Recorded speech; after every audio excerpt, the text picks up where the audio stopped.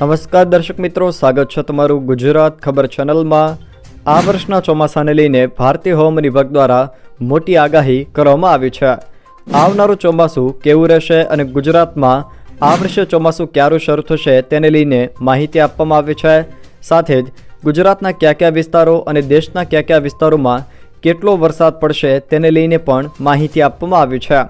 તો આ તમામ માહિતીઓ વિશે વિડીયોમાં આગળ વાત કરીશું, તો છેલ્લે સુધી જોતા રહેજો। તે પહેલાં તમે અમારી ચેનલમાં નવા છો તો ચેનલને સબસ્ક્રાઈબ કરી લેજો, જેથી મારા આવનારા તમામ વિડીયોની માહિતી તમારા સુધી પહોંચી શકે।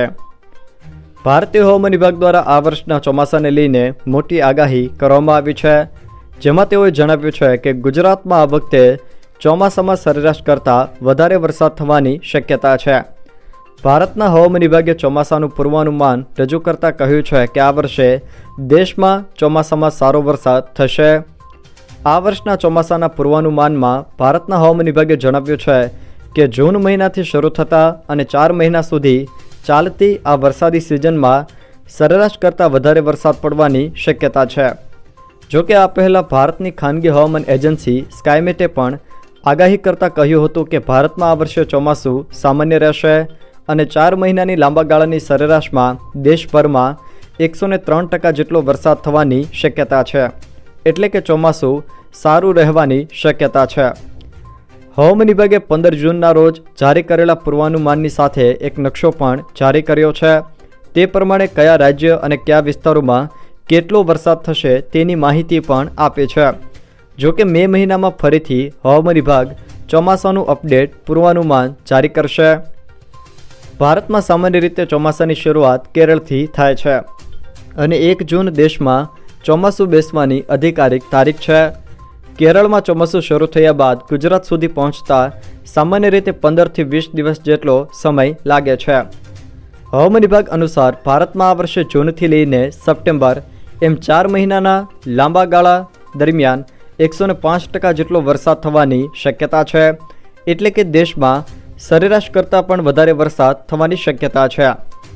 આ પૂર્વાનુમાનમાં 5% વધારે ઓછા વરસાદની ત્રુટિસીમા રાખવામાં આવી છે, એટલે કે હાલ જે પૂર્વાનુમાન રજૂ કર્યું છે તેમાં 5% વધારો કે ઘટાડો થઈ શકે છે।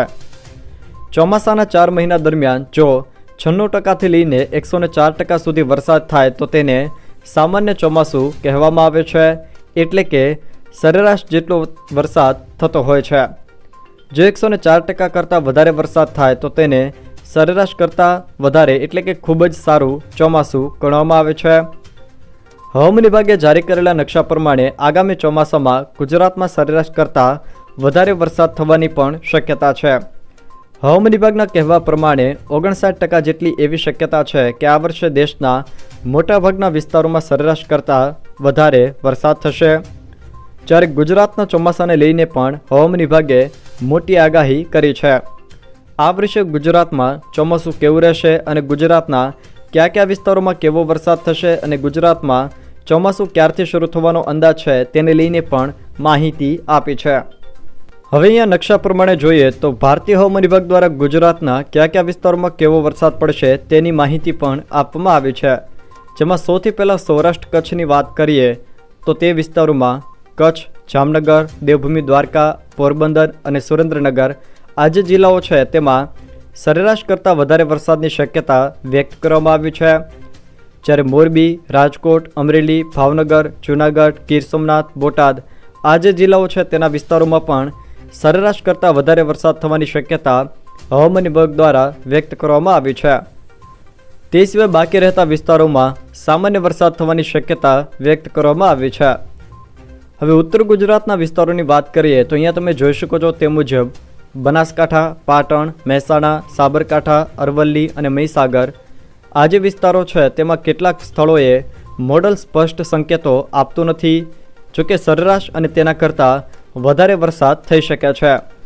દક્ષિણ ગુજરાતના વિસ્તારોની વાત કરીએ તો દક્ષિણ ગુજરાતમાં વલસાડ, નવસારી, ડાંગ, તાપી, સુરત, ભરૂચ અને નર્મદા આ જે જિલ્લાઓ છે તેમાં સરેરાશ કરતાં વધારે વરસાદની પ્રબળ શક્યતાઓ રહેલી છે। મધ્ય ગુજરાતના વિસ્તારોની વાત કરીએ તો મધ્ય ગુજરાતમાં વડોદરા, આણંદ, ખેડા, પંચમહાલ, દાહોદ અને છોટાઉદેપુર આ જે વિસ્તારો છે તેમાં સરેરાશ કરતાં વધારે વરસાદની મધ્યમ શક્યતાઓ રહેલી છે, એટલે કે સરેરાશ કરતાં ખૂબ જ વધારે વરસાદ થાય એવી શક્યતાઓ ઓછી છે, પરંતુ સરેરાશ કરતાં વધારે વરસાદ થાય એવી મધ્યમ શક્યતાઓ રહેલી છે. જ્યારે ગુજરાતના અન્ય વિસ્તારો જેમ કે અમદાવાદ અને ગાંધીનગરની વાત કરીએ તો ત્યાં પણ સરેરાશ કરતાં વધારે વરસાદ થવાની શક્યતાઓ રહેલી છે. અહીંયા તમે હવામાન મોડેલમાં જોઈ શકો છો તે મુજબ કચ્છના કેટલાક ભાગો, જ્યારે જામનગર, પોરબંદર, દેવભૂમિ દ્વારકાના કેટલાક વિસ્તારો, ગીર સોમનાથ, ભાવનગર, અમરેલીના કેટલાક વિસ્તારો, ભરૂચ, નર્મદા, સુરત, તાપી, ડાંગ, નવસારી અને વલસાડ આ જે કેટલાક જિલ્લાઓ છે તેમાં સામાન્ય કરતાં પણ વધુ વરસાદ થવાની શક્યતાઓ આ વખતે રહેલી છે. આમ આ વખતે ભારતીય હવામાન વિભાગના વડા મૃત્યુંજય મહાપાત્રએ જણાવ્યું હતું કે ભારતમાં 4 મહિનાના ચોમાસાની ઋતુ એટલે કે જૂન મહિનાથી લઈને સપ્ટેમ્બર મહિના દરમિયાન સામાન્યથી વધુ વરસાદ પડવાની શક્યતાઓ છે અને કુલ વરસાદ 87 સેન્ટીમીટરના લાંબા ગાળાના સરેરાશના 105% હોવાનો અંદાજ વ્યક્ત કરવામાં આવ્યો છે. તેમણે વધુમાં માહિતી આપતા કહ્યું હતું કે ભારતીય ઉપખંડમાં સામાન્યથી ઓછા ચોમાસાના વરસાદ સાથે સંકળાયેલ અલ નીનો પરિસ્થિતિઓ આ વખતે વિકસિત થવાની શક્યતાઓ નથી. દેશના ઘણા ભાગો પહેલેથી જ તીવ્ર ગરમીનો સામનો કરી રહ્યા છે અને એપ્રિલથી જૂન સુધીનો સમયગાળો ખૂબ જ ગરમ થવાથી ધારણા છે. આમ હવામાન વિભાગે જારી કરેલા નકશા પ્રમાણે આગામી ચોમાસામાં ગુજરાતમાં પણ સરેરાશ કરતાં વધારે વરસાદ થવાની શક્યતાઓ છે. હવામાન વિભાગના કહેવા પ્રમાણે 59% જેટલી એવી શક્યતાઓ છે કે આ વર્ષે દેશના મોટાભાગના વિસ્તારોમાં સરેરાશ કરતાં વધારે વરસાદ થઈ શકે છે. અહીંયા તમે હવામાન મોડેલમાં જોઈ શકો છો તે મુજબ જે વિસ્તારોમાં વાદળી કલર દર્શાવેલો છે તે તમામ વિસ્તારોમાં ચોમાસું સામાન્ય રહેવાની શક્યતાઓ છે અને જેટલો ઘાટો વાદળી કલર હશે એટલો સામાન્યથી વધારે વરસાદ થવાની શક્યતાઓ પણ વ્યક્ત કરવામાં આવી છે. અહીંયા તમે કેટલાક વિસ્તારોમાં પીળો કલર પણ જોઈ શકો છો. આ દેશના એવા વિસ્તારો છે કે જ્યાં સામાન્યથી ઓછો વરસાદ થવાની શક્યતાઓ છે, જ્યારે કેટલાક વિસ્તારોમાં લીલો કલર પણ દર્શાવેલો છે.